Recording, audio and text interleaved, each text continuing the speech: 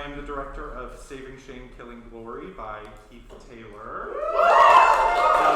Thank you all so much for coming out on this very, very rainy night to see this reading of this new play. This project is something that I'm very passionate about. It's something that our cast is very passionate about, and it is something that I know Keith has been very passionate about for a number of years. This project has been workshopped in various forms for like 3 years, so it is a project that Keith began at the end of his time in undergrad at Mary Baldwin, and the program has been able to give it support, including a variety of readers from the school, artists, and scholars, to really try to invest this project with even more beauty than it already had. Tonight I will be stepping in for the role of Adam Hobbs, who can't be with us tonight. So you will see me on stage in just a moment. There will be no intermission. The show runs about 70 minutes. And we will be having a short talk back, which any of you are welcome to stay for after the show, probably 10 to 15 minutes. But so we will do our play, take about a 5-minute break, and then begin the talk back. I'll remind you of all of those things after the show. If you need a restroom, they are right back that way. We are recording tonight, so this is here. There's a microphone, that's what that's for. And if you see a computer on the floor, no, you didn't. So without much more ado, please enjoy Saving Shame, Killing Glory.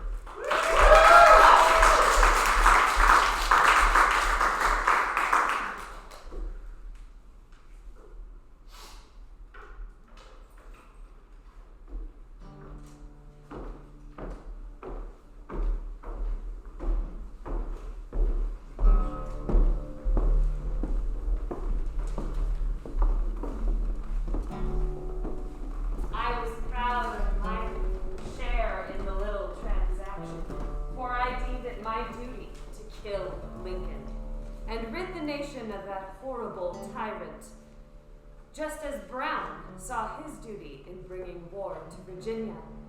Brown will always prove greater than Lincoln.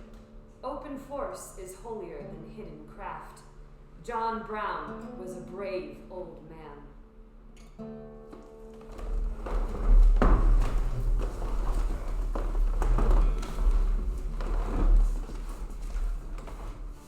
Act 1, Scene 1. A meeting between Douglas and Brown at a time not long before his trip to Virginia.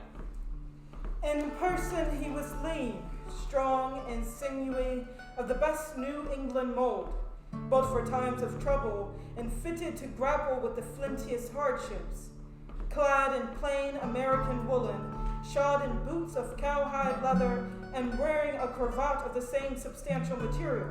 Under 6 feet high, less than 150 pounds in weight, aged about 50, he presented a figure straight and symmetrical as a mountain pine. His bearing was singularly impressive. His hair was coarse, strong, slightly gray and closely trimmed, and grew low on his forehead. His face was smoothly shaved and revealed a strong, square mouth, supported by a broad and prominent chin. His eyes were bluish-gray, and in conversation they were full of light and fire. When on the street, he moved with a long, springing racehorse step, absorbed by his own reflections, neither seeking nor shunning observation. Such was the man whose name I had heard in whispers. Such was the spirit of his house and family. Such was the house in which he lived. Such was Captain John Brown, whose name has now passed into history as one of the most marked characters and greatest heroes known to American fame. Enter Brown. Mr. Brown, I trust your stay has been comfortable so far. Frederick, you know what a stranger comfort is to me. I don't think I had months of sleep in Kansas comparable to a single night here in the home of the great. You say this, but I can tell you enjoy the uncomfortable life near the frontier in the wilderness. I don't long for the discomfort, but as far as it brings me nearer my mission and nearer my God, I wouldn't wish for another thing. I'm eager to set out for Virginia. However, I wish I could without giving up your accommodations. We all have our sacrifices, and we cannot all be ready to make them. Are there any more stops for you between here and Harpers Ferry? Once I gather my sons and the rest of my men, we'll stop by a blacksmith in Pennsylvania. I placed an order for 1,000 spears of iron to help arm those we meet once things are underway. More weapons? You're afraid the federal armory won't be enough? The time and place may be set, but the scale of our conflict is yet undecided. I fear 1,000 spears may prove too few. Mr. Brown, please let me know how I can aid you from here, and let me know when you set out. Your bravery in this endeavor is impressive. I can only pray you succeed. Thank you, Mr. Douglas. But now, prayer is all I can ask. Frederick Douglass tells of the events preceding the play. Throughout this opening, Brown and his men set the stage for the top of Act 1. The verbal battle between slave owners and abolitionists has raged for decades. While this war of words, this conflict of doctrines was in progress, the portentous shadow of a stupendous civil war became more and more visible. Bitter complaints were raised by the slaveholders that they were about to be despoiled of their proper share in territory run by a common valor or brought by a common treasure. When the explosive force of this controversy had already weakened the bolts of the American Union, when the agitation of the public mind was at its topmost height, and when the two sections were at their extreme points of difference, when, comprehending the perilous situation, such statesmen of the North as William H. Seward sought to allay the rising storm by soft, persuasive speech, and when all hope of compromise had nearly vanished, as if to banish even the last glimmer of hope for peace between the sections, John Brown came upon the scene. Act 1, Scene 2. Enter Brown, addressing an unseen captive downstage. Jason enters. Jason, my boy! Many thanks. Could you get my sword for me? Right now? Why delay? We have him. Here, our captive. And the night is running short. We can dispatch of him here and now and have breakfast at camp by daylight. I'm sorry, Father, but it seems especially brutal. This man's family can see. Brutal it may be. Justice must be served. Bring me the sword and I'll do the rest. Jason leaves. Brown shifts attention to his captive. Do you know why you're here tonight? Because you have been unfaithful to your country and to our God. You are a Christian no longer, sir, and have not been one for quite some time. I am to expunge you. Your family, this nation, and all those you disgrace need suffer no longer. I respect as a gentleman, of course, but it is a heathen gentleman. Jason, the broadsword! Would your family want your head once it's off? No. There will be no forgiveness for this crime. Slavery is a grievous offense, and your defense of it comes with a sentence of death. You have wasted your time on earth, and now I must end your time on earth. Consider your contribution in this life to be the donation of your blood to my worthy cause, and prepare to die. Boy! The sword! Now, bring me the sword, so we can send Mr. Wilkinson here on his way. Enter Oliver with no sword. Father, what's wrong? The sword, Oliver? What for? Have you lost your mind? I have a man here who needs killing. He discovers no man at all. George Washington's, you mean? No, boy. My broadsword. Did they find Washington's? Is it here? Owen found it, and it's in the next room. He took Washington's heir, too. He's another slaveholder. Excellent. The handle must be made of gold, and the blade is... Do you remember when I went to Kansas with Jason? I remember you left. Mother was terrified. Do you know that I killed men while I was there? Yes, Father, I know. Do not let today's violence rattle you. We have been here before. Yes, Father. And Oliver, call me your captain. Yes, Captain. Brown remains on stage as Douglas enters.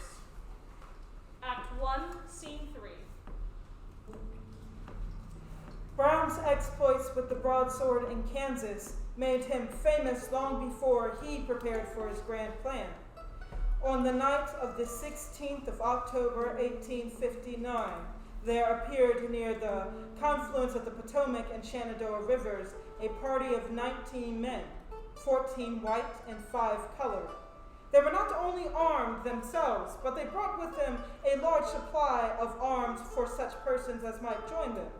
These men invaded the town of Harpers Ferry, disarmed the watchmen, took possession of the arsenal, rifle factory, armory, and other government property at that place, arrested and made prisoners of nearly all the prominent citizens in the neighborhood, collected about 50 slaves, put bayonets into the hands of such as were able and willing to fight for their liberty, killed 3 men, and proclaimed general emancipation. Now, in an engine house of that town, Harpers Ferry, Captain Brown seeks refuge. Act 1, Scene 4. The back room of the engine house in Harpers Ferry, Virginia. Brown is positioned at a desk with the appropriate emancipating materials. Brown is speaking with his sons. This could be their last stand. Where's the sword? Could you give it to me? One of the sons produces the sword. Brown sets it nearby. Can you believe it? The sword of Washington, our nation's father himself, in our hands. Revere it, for you know its power. Report. Is there any sign of a way we could escape? No, Captain. The townspeople have closed every way off. They say a regiment of Marines has been dispatched for us. Marines? Do we know their commander? No, Captain. There's no need to fear, my sons. They may have numbers and positions that outnumber ours, but we have a great advantage over them. The armory is ours. We can arm every slave in Virginia now. You know better than anyone, our mission is a righteous one. Father, Captain, how could we hope to win? Against townspeople we might have a chance, but Marines? This is no time for doubt, Watson. Have you learned nothing of bravery? Of faith? We have no need for fear with the strength of the Almighty on our side. Trust in me. When I made my declaration, I assured the abolitionists I would succeed. I am not the man to doubt, and he is not to be doubted either. I understand. It's just, I do fear.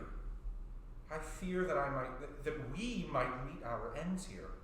If not today, maybe tomorrow or the next. This is no place or time. I am young, Father. I do not wish to die in Virginia. Away from home, away from mother, and in the service of a mission that might kill you and 2 of my brothers as well. And I am old, boy.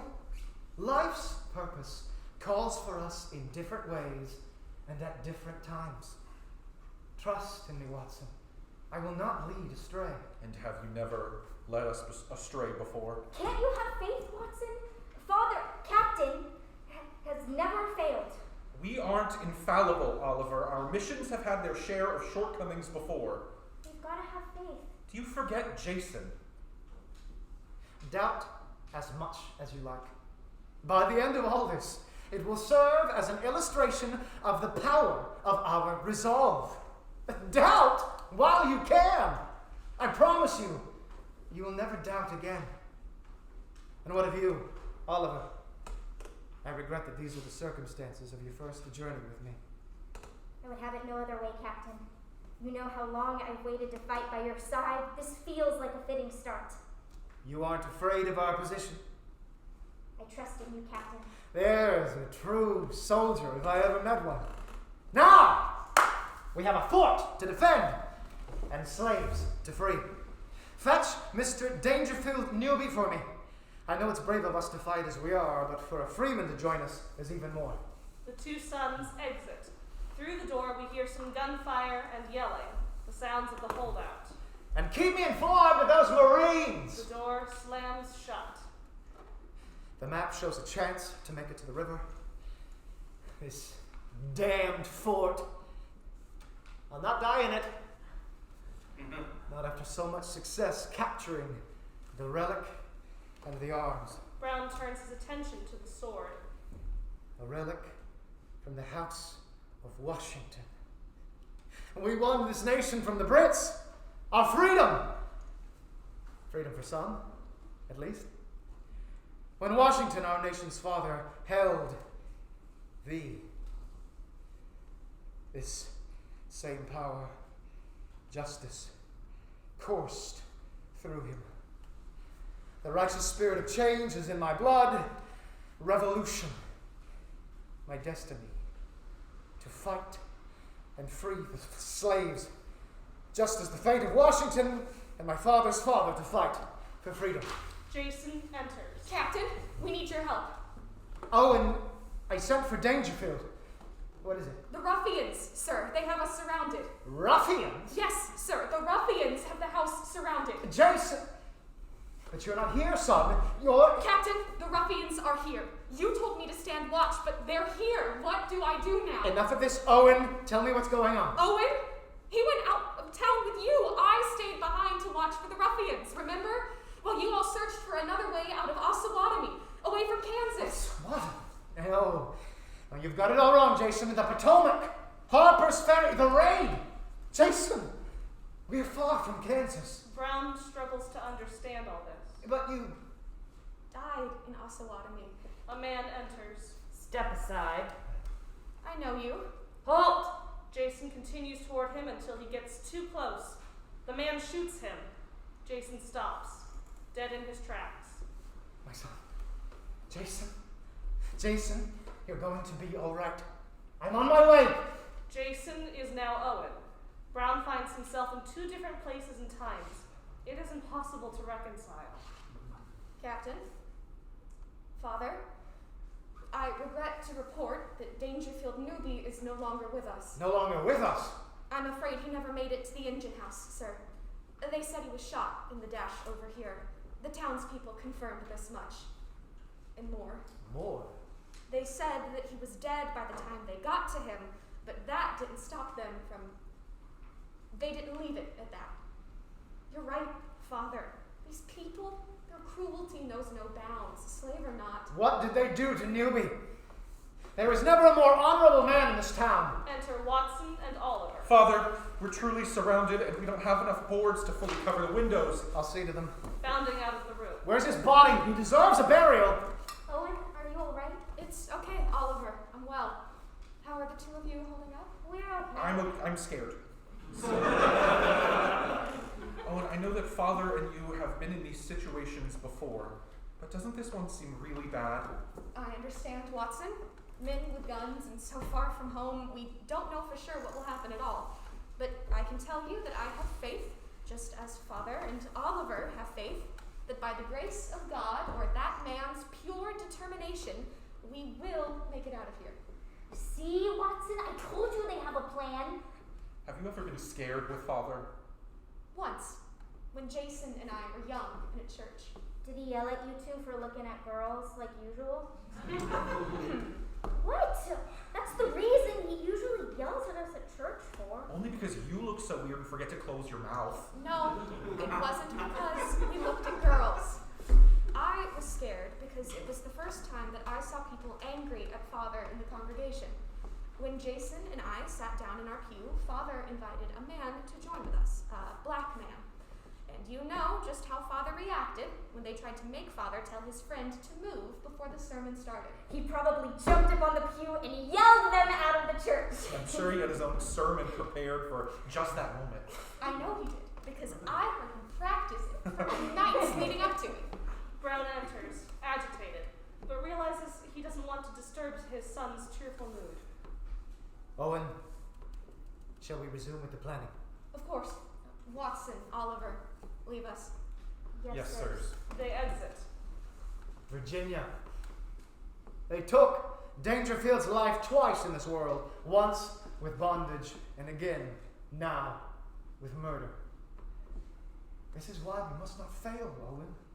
Mr. Newby's sacrifice cannot be in vain. Your brother, Jason, his sacrifice years ago in Kansas must not be in vain. We have paid plenty with our own blood. It is the South's time now. I agree, Father, but should we not look to live another day? Live another day? Don't tell me that you doubt our mission now, too. It's not that I doubt it, Father, but I have to admit our circumstances are grim. Owen. The Marines are said to be arriving within the hour.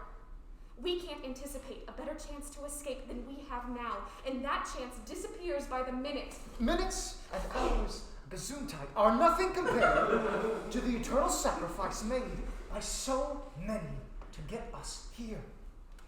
Don't you see, Owen? You've been with me longer than most of these men. We are so close to victory. We have the arms.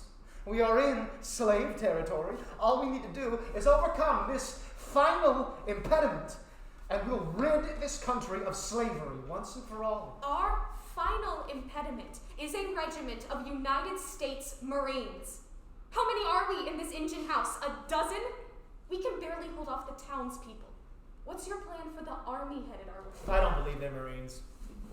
Father. There's no way for the capital to know anything of our plan already. The townspeople just want us scared. Their reinforcements are a neighboring militia at most. Father, is there not a cause? I'm not saying It is our purpose, and it is why we are here. Don't fool yourself into doubting that our cause is true. I am not in fear, Captain. Can we not at least explore our options here? What might that mean? I could take a man or two and head out the back of the engine house. We could find a new escape route, or at least a way to get some of the men to another, more fortified position. If this would ease your mind, I approve it. But we will not back down. And we won't call this place the engine house any longer. We have made it so much more. From now on, it'll be our fort. If that's what you wish, I'll take Osborne, Barkley, and maybe one other with me. I'm sure the fort will hold. Townspeople have stopped firing in, for fear of striking one of our prisoners, I'm sure. I'll be back. Owen exits. God Almighty bless you, my son. Act 1, Scene 5. Father, some troops are gathering outside. Are these our great foes? The Marines? They're asking to parley. We will not surrender. But Father, these are Marines, not townspeople. Oliver enters. Captain, the Marines lieutenant is calling for you. What does he want? To parley? What's his name? I don't know. Did you hear it, Watson? I don't think he said. He didn't say. He might have said. Could you find this out for us? Oliver exits. What'll we do? About what? About the Marines. Oh, have no fear of that. Our cause is just. Not to mention, we've carried it out with about as much accordance with the law as the task of abolishing slavery might allow. And what if they attack us?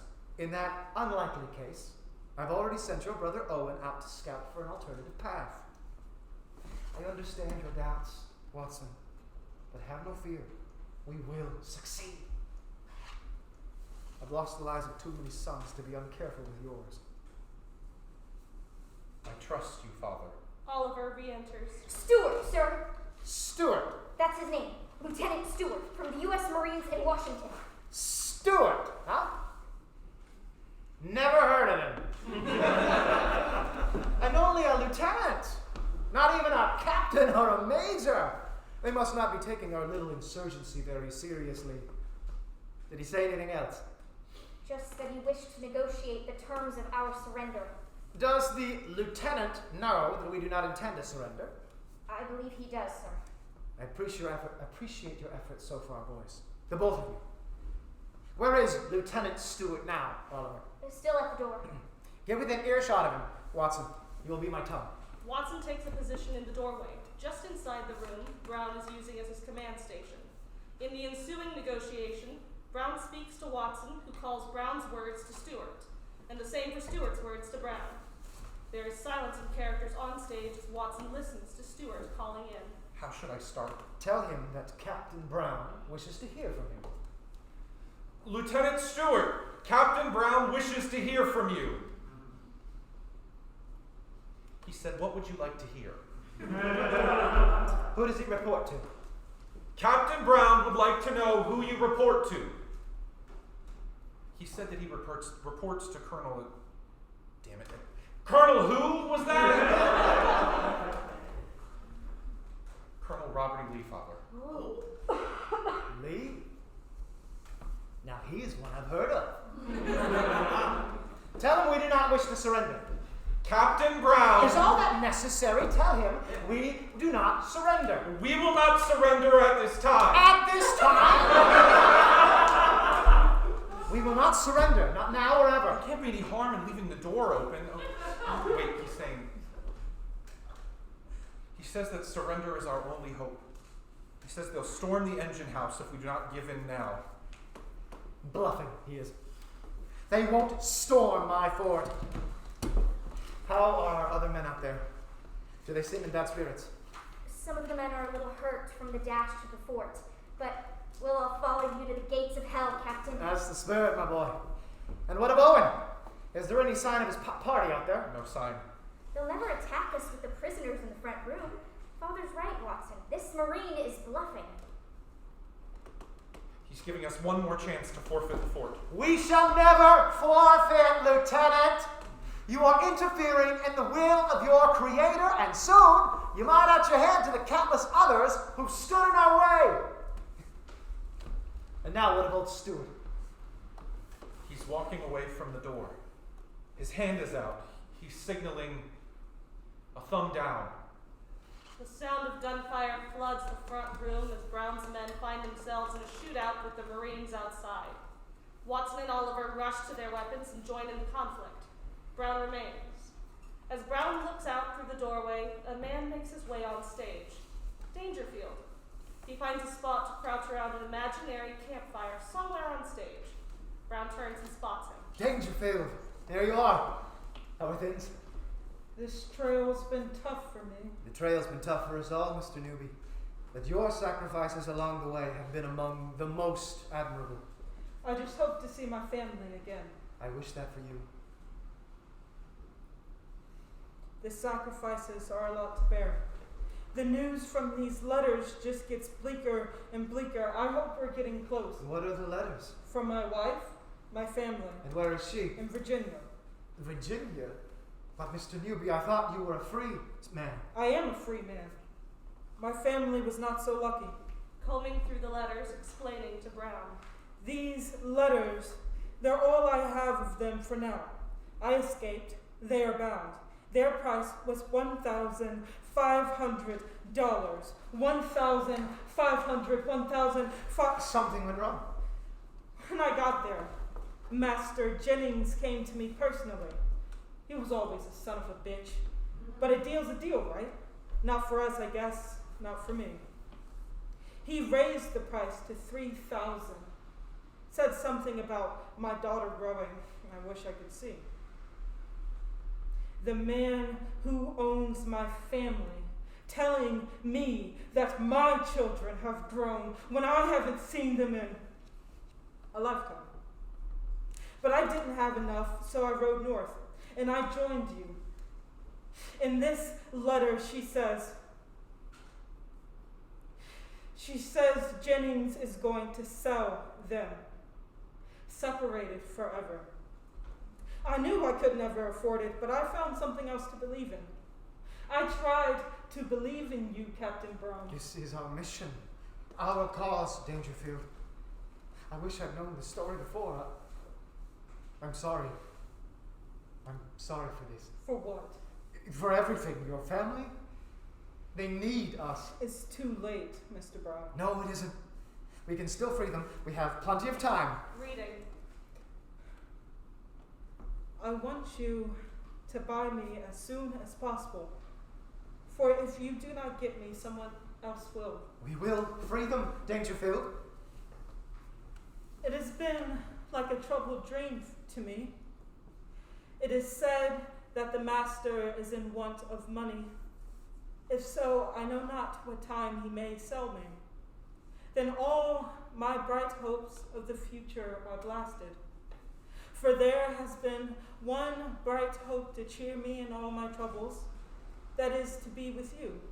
For if I thought I should never see you on this earth, life would have no charm for me. Do all you can for me, for which I have no doubt you will. I want to see you so much. The children are all well. The baby cannot walk yet. The baby can step around anything by holding on to it very much like Agnes. I must bring my letter to a close as I have no news to write. You must write soon and say when you think you can come. Your affectionate wife, Harriet Newby. This is a terrible thing, Mr. Newby. My sacrifice is over, and it wasn't enough. Their hope is lost. I've died for them, for you. You promised we would help, that we could save them all. Now I'm dead. And they're as good as dead, too. No, we must keep our faith. Dangerfield, I'm so sorry, Dangerfield. Your family, Faith is all you have left. They're going to die for you, Mr. Brown. Our period of sacrifice is not over. Yours has just begun. Brown is distraught within himself as Newby makes his way off stage. This is interrupted by Watson's entrance into the room. Father, we need to do something now. The Marines, Oh, Father, we don't stand a chance. We need to do something. You need to come to the front. There's no more hope. We must surrender now, or he's hurt. He's real hurt. Who's hurt? Oliver, Father. It's Oliver. He got shot. Oliver? Where is he? Shot where? Brown and Watson rush to the front room and re-enter with an injured Oliver. Through the door, we continue to hear the skirmish. Where is it, son? Where's the wound? Hey, here. Oliver points to a spot below his ribs. This is not a flesh Oh, wound. it'll be all right, son. You're strong. We'll get you help. You'll be all right. It hurts, Captain. I don't think I'm going to be all right. We'll get you help, son. Rest. What are we going to do? He needs help. Any of the prisoners? Do any of the prisoners know any medicine? The prisoners, Father, many of them were able to escape. The soldiers made a push on the door and we kept them out, but some captives got out with them. Is Owen out there? No, Owen never came back. We fear he was captured already. Captain, There's no sense in that now, son. I am your father. I'm no captain now. We are going to make sure you're going to be all right. Father, if I die, I'm glad it was in your service. No, none of that. I promise you. I'll be damned if you die in here. Father, what should we do? Father, we are counting on you. What can we do? Surrender. You're sure? You heard me. Oliver needs help. If we surrender, we could at least get their help with his wounds. I've made mistakes, Watson. I've been careless with lives. Jason, Newby, maybe Owen. It isn't too late to be careful with yours and Oliver's. I understand, Father. Watson fashions a white flag and runs out of the door with it in hand. We hear the gunfire cease as Watson is outside waving the flag. A lone gunshot. Another of Brown's men enters the room. Captain! Captain! Watson's been shot! They've shot him! They shot him with the flag in his hand. He's dead. They're on their way in. One more son killed. Another captured. I don't see much time for myself on earth. Thank you all for everything. Soon I will be asked to mingle my blood further with the blood of my children. See to it Oliver gets the help he needs from Lieutenant Stewart's men. Checking on Oliver in the corner of the room. Captain, Oliver, he's dead. Brown has found a spot near the doorway by the time he hears this news. His body would crumple to the ground at the sound of it, if it weren't for the Marines who burst in, bayoneting Brown in the belly and striking him on the head with sabers. End of Act 1.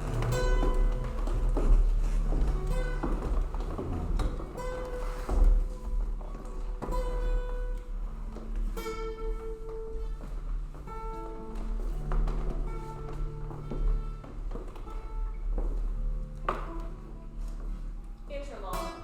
The following debate consumes the nation.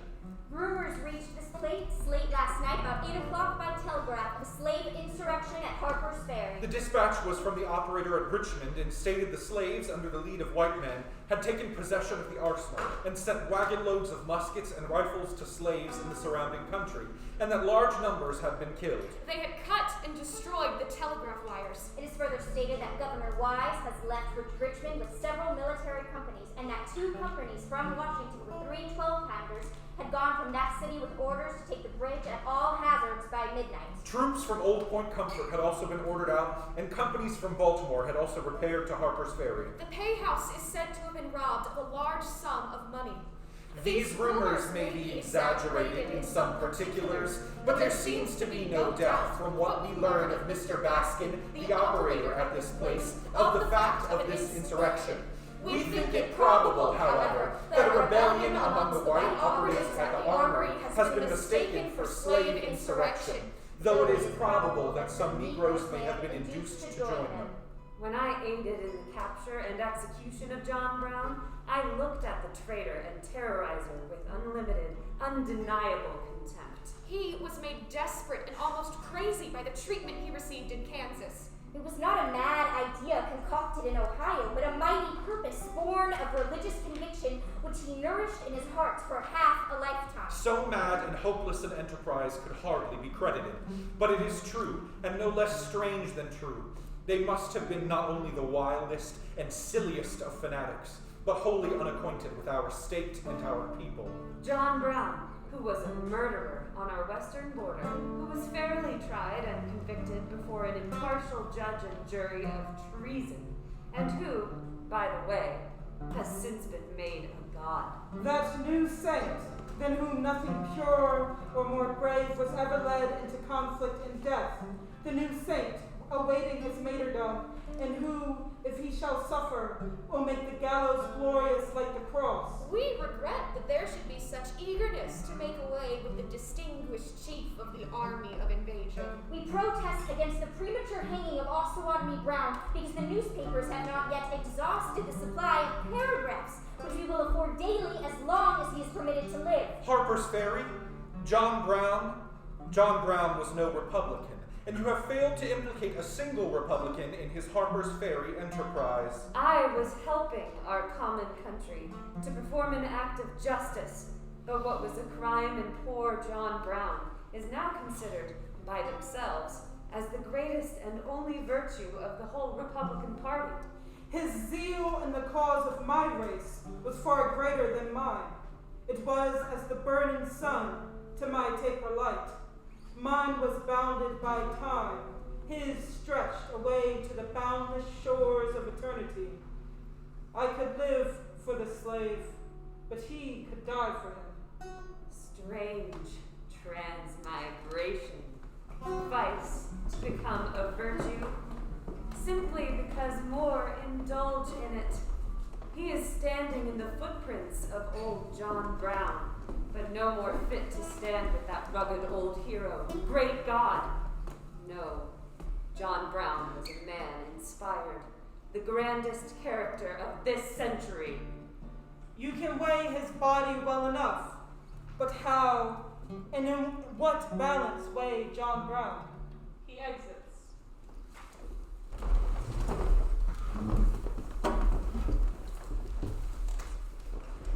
Act 2, Scene 1.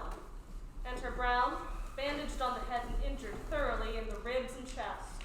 Upstage of Brown, an abolitionist chorus enters. They occupy the space as Brown finds his place.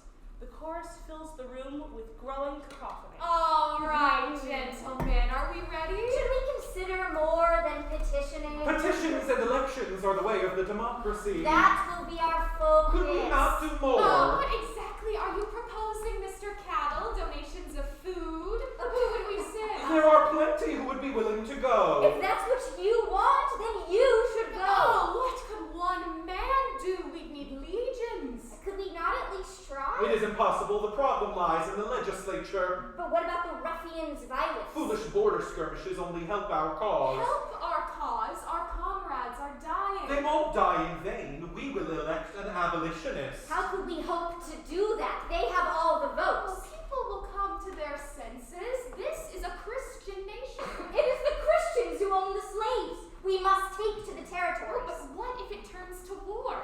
There need be no violence for our cause. Slavery has caused enough violence. Wouldn't you all agree? The abolitionists all settle in thoughtful agreement.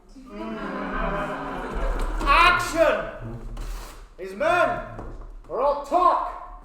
What is needed is action.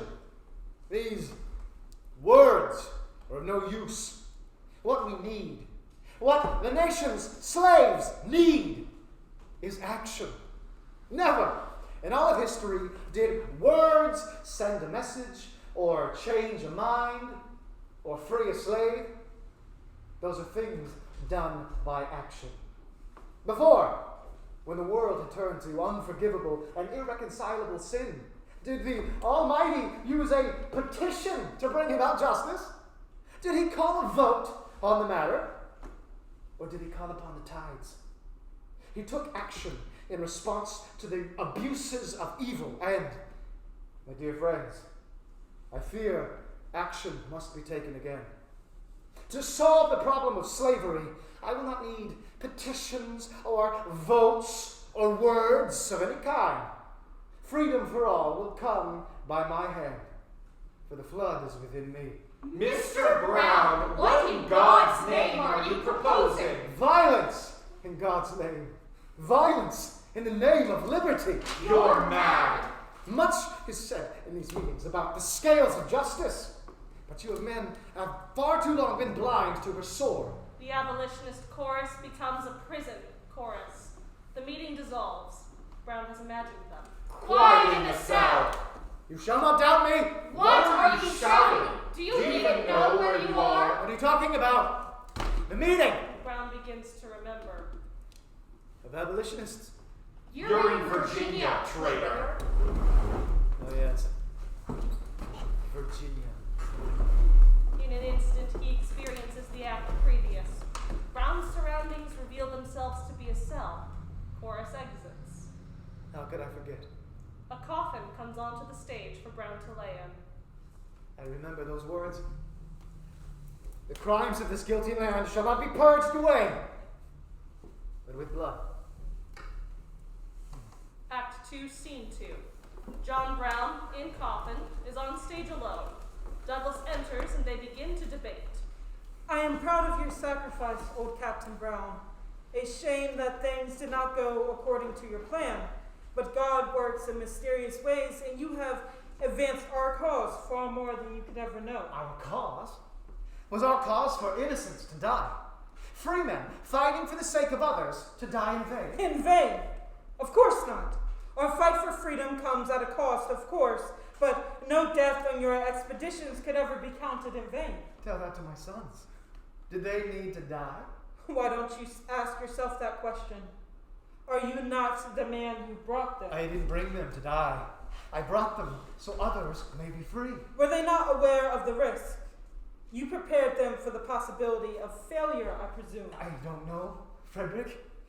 We didn't speak of failure. No, we planned to succeed. And you did succeed. At bringing this nation another step closer to liberty or justice for all. Enter Booth. Justice? Is this just, Mr. Douglas?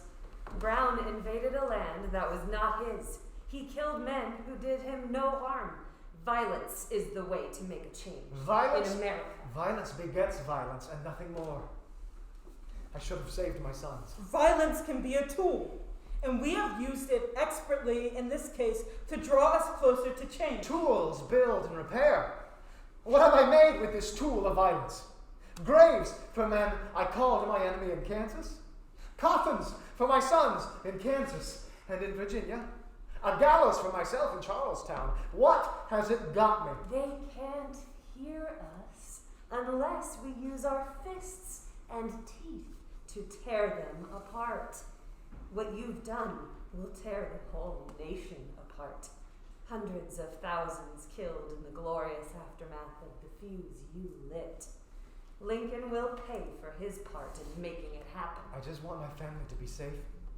None of this killing or destruction or bloodshed. The crimes of this guilty land will never be purged away, but with blood. This was your decree, Captain Brown. Where is your courage? It was easy enough to say when I thought of other men's blood. But now that I see the blood of myself, the blood of my sons, There must be another way. There is no other way than your sacrifice. I'm sorry it has proven so difficult. There is no other way than your execution. I'm glad to have seen your example. Douglas and Booth exit. Act 2, Scene 3. Examiner and Justice enter and question Brown.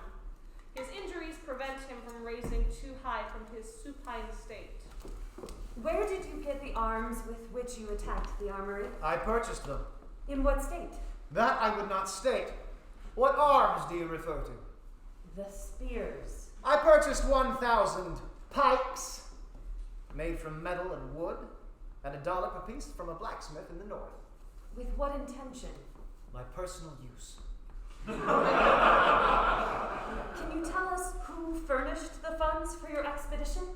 Anything of value. I can tell you that most of it was furnished myself, since that pertains just to me. As you may know, I have fashioned myself an entrepreneur throughout my life. I have also garnered the support of some like-minded individuals in recent years, but in matters where others are concerned, I dare not say I have been caught by my own folly and tardiness in escaping. Tardiness in escaping? You mean to imply you could have escaped if you wanted? How many more would you have killed in cold blood? Killed in cold blood? I have no intention to kill, and neither do my men, I assure you. But you killed some people in the streets quietly. If anything of that nature has been done, it has been without my knowledge. That's not true. An unarmed man at the corner of a house, and another beside the water tank. You killed those men, or you ordered it was done. I see. My friend, it is useless for me to dispute or contradict the report of your neighbors, who were my prisoners. Your contrivances and contradictions are no aid to you, Old Brown. You know you will be convicted. Now's your time to make amends. With the Lord. You're a religious man, aren't you, Mr. Brown? This line of questioning is quite outside your realm, sir. I wish for you to not speak to me about something you do not know. What do you mean to say about your tardiness? I was tardy in making my escape. Had I dedicated more effort, I would be well on my way. You wanted to be caught? It would appear that was God's will. I've had enough of your mission and the will of God. Your son, Owen, where is he now? I'm sure he is preparing himself for the conflict to come. What conflict? You wanted to spark a war, didn't you? Was that your intention? I wanted to fight for the slaves. Seeing that I misunderstood his plan, I had to relent. I imagine that soon it will be my time to die for the slaves. Gentlemen, I have been stabbed about the body and my head. My lung is punctured. I cannot provide much more than answers of a few words with you. Are you saying there is another ringleader? Beyond you, Frederick Douglass? His plan called for your death? Who? Yes, I can confirm there is another. Still at large? His name? God. Is there anything of use you will share about the nature of your plan? Christ saw fit to take from me the sword of steel after I had carried it for a time, but he has put another in my hand, the sword of the Spirit. Brown turns his attention to Justice Newby and the audience. He exhibits surprising energy from his coffin. After he speaks, the exertion shows in him. Virginians, I did not ask for any quarter at the time I was taken. I did not ask to have my life spared. The governor of the state of Virginia tendered me his assurance that I should have a fair trial. But under no circumstances whatsoever will I be able to have a fair trial. If you seek my blood, you can have it at any moment without this mockery of a trial. I have had no counsel. I have not been able to advise with anyone. I know nothing about the feelings of my fellow prisoners and am utterly unable to attend in any way to my own defense. My memory don't serve me. My health is insufficient, although improving. If we are to be forced with a mere form, a trial for execution, you might spare yourselves the trouble. I am ready for my fate. I do not ask a trial. I beg for no mockery of a trial, no insult, nothing but that which conscience gives, or cowardice. would drive you to practice. I ask again to be excused from this mockery of a trial. I do not even know what the special design of this examination is. I do not know what is to be the benefit of it to the Commonwealth. I have now little further to ask, other than that I may not be foolishly insulted, only as cowardly barbarians insult those who fall into their power. We have no patience for your speech, Mr. Brown. The trial will go on, and you will listen. You are charged with the abduction of several men, some in the employ of the engine house and others, including one Lewis Washington, along with the theft of his several family heirlooms. How do you plead? Not guilty. You are charged with the responsibility for the murder of one Mr. Haywood, a freed black man aiding operation of the Harpers Ferry Railroad. Mr. Haywood died some 12 hours after this wound on the ground of the very spot he was shot, while battle raged about him. How do you plead? Not guilty. And of the murder of 5 more townspeople, including the mayor of Harpers Ferry, how do you plead? Not guilty. And of the death of your son, how do you plead? Which one? Not guilty. And of the loss of Mr. Dangerfield Newby, how do you plead? Not guilty. And for his family. I am sorry for the loss of life on my journey. It was not of my design. Your design, Mr. Brown, is not germane. What we are judging are your actions. These papers, Mr. Brown, letters of correspondence between you and the financiers of your attack, are they yours? I would need to see them. Brown is handed a stack of letters, which he parses through and reads to himself.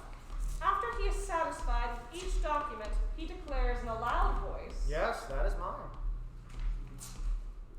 Yes, that is mine. Yes, that is mine. Brown continues this routine until the judge steps in. Mr. Brown, are you of the right mind? Yes, I would say I am. I do not believe that any of God's creation should be unnecessarily bound in slavery to the ends of others, and I have been tasked with bringing about the end of this foul practice. Yes, I've gathered this, Mr. Brown, but do you consider yourself sane? Insane persons, so as my experience goes, have but little ability to judge of their own sanity. And if I am insane, of course I should think I know more than all the rest of the world. But I do not think so. I am perfectly unconscious of my insanity, and I reject, so far as I am capable, any attempt to interfere in my behalf on that score. That is quite enough, Mr. Brown. I find you guilty of theft, abduction, murder, and murder. There will be no further appeal on the matter. You will be hanged in accordance with Virginia and United States law as planned. Do you have any final words to speak on the report? I have. May it please the court, a few words to say. In the first place, I deny everything but what I have all along admitted. The design was on my part to free the slaves. I intended certainly to have made a clean thing of that matter, as I did last winter, when I went into Missouri and there took slaves without the snapping of a gun on either side, moved them through the country, and finally left them in Canada. I have another objection, and that is, it is unjust that I should suffer such a penalty.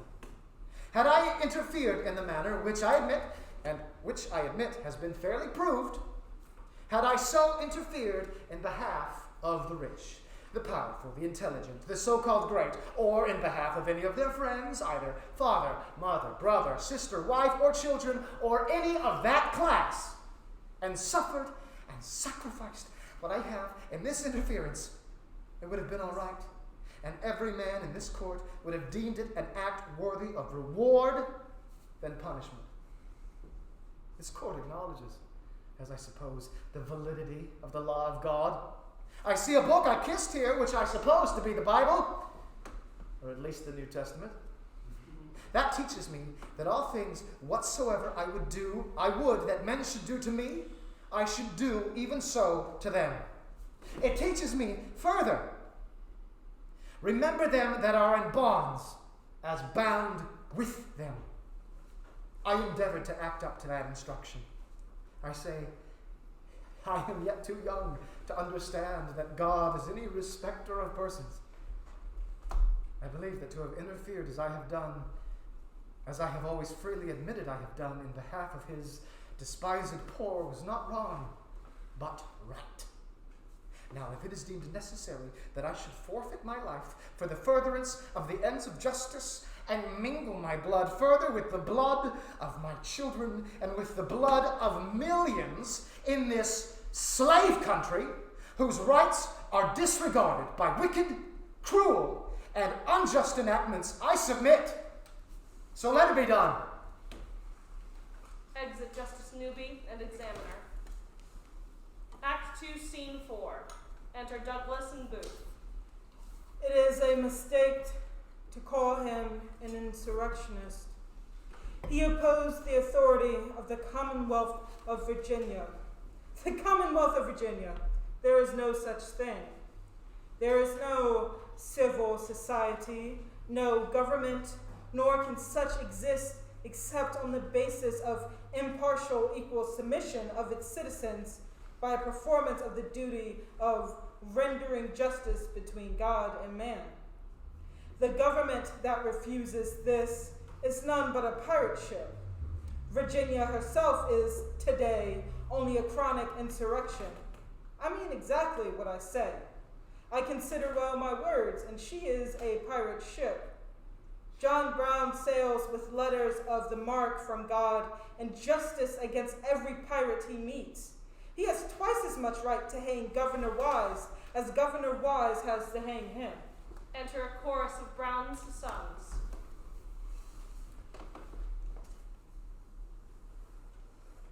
Father, your sacrifice is nearly over. Did we do what was needed? We did very well. You should all be proud. We are all dead. Oh, very well. You were brave. All. What of our sisters? Your sisters will have each other and your mother, and the enduring memory of our righteous actions here and in Kansas. And our mother? She will collect our bodies and return to the north. I will write her. Brown turns his attention to a letter on the bed. He proofreads it aloud, and when he reaches the end, adds his signature. Abhor, abhor, abhor, abhor the errant. Dear wife and children all, on the following day I was taken prisoner, immediately after which I received several saber cuts in my head and bayonet stabs in my body. Restrain your fear for my part. I feel quite cheerful in the assurance that God reigns. I have since been tried and found guilty of treason and of murder in the first degree. As nearly as I can learn, Watson died of his wounds either Wednesday the 2nd or the 3rd. Anderson, I assume, also. Others of the company with whom you were acquainted were so, or as I can learn, either killed or taken. Under all these terrible calamities, I feel quite cheerful in the assurance that God reigns and I will overrule all for his glory and did the best possible good. I feel no consciousness of guilt in the matter, nor even mortification on account of my imprisonment and irons. John Rogers wrote to his children, abhor the errant whore of Rome. John Brown writes to his children with undying hatred also, that sum of all villainies, slavery. Remember, he that is slow to anger is better than the mighty, and he that ruleth his spirit is better than he that taketh a city. I have not yet received my sentence. Your affectionate father and husband, John Brown. You are to be hanged on December 2nd. Booth begins to sing and continues through the rest of the play, under the dialogue, but loud enough to be heard, with other characters joining in as appropriate. John Brown's body lies a-mouldering in the grave. John Brown's body lies a-mouldering in the grave. John Brown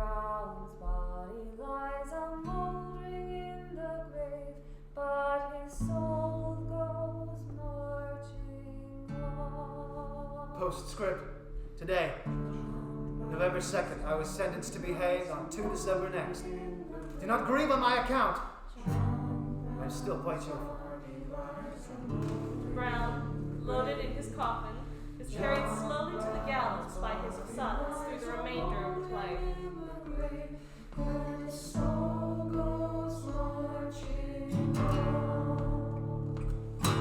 He captured Harpers Ferry with his 90 men so few. He frightened old Virginia till she trembled through and through. They hung him for a traitor, they themselves the traitor crew. Lord, his soul goes marching on. Enter Douglas, who speaks before joining the psalm. From across the sea, on the day of Captain Brown's execution, a letter from France arrived. Its author, Victor Hugo. Behind Hugo is an artful show of Brown's execution in time with Hugo's narration. He is led up to the gallows, fitted for his noose, while soldiers watch from all around. Mr. Brown cannot be hanged. The United States will suffer for this. They are a democratic nation, a nation of liberty. I feel entirely satisfied with the treatment I have received on my trial. We are witness to the murder of one of the world's great heroes. Considering all the circumstances and animosity towards me, it has been fair and more generous than I expected. But I feel no consciousness of guilt. The trial of this man must be heard again in a fair court of law. I never had any design against the life of any person, nor any disposition to commit treason, or excite slaves to rebel, or make any general insurrection. And plans for his execution put on hold indefinitely. I never encouraged any man to do so, but always discouraged any idea of that kind. Politically speaking, the murder of John Brown would be an uncorrectable sin. I die today knowing that my actions will serve as inspiration for years to come. Not for treason, but for justice. It would create in the Union a lateral fissure that would in the long run dislocate it. I hope that my family will all live happy lives knowing that I am at terms with my sacrifice. Brown's agony might perhaps consolidate slavery in Virginia. But it will certainly shake the whole American democracy. I, John Brown, am now quite certain that the crimes of this guilty land can never be purged away but with blood. I had, as I now think, vainly flattered myself that without very much bloodshed it might be done. You save your shame, but you kill your glory. Morally speaking, it seems a part of the human light would put itself out, that the very notion of justice and injustice would hide itself in darkness on that day where one would see the assassination of emancipation by liberty itself. Let America know and ponder on this. There is something more frightening than Cain killing Abel, and that is Washington killing Spartacus. This is a beautiful country. Blackout. End of play.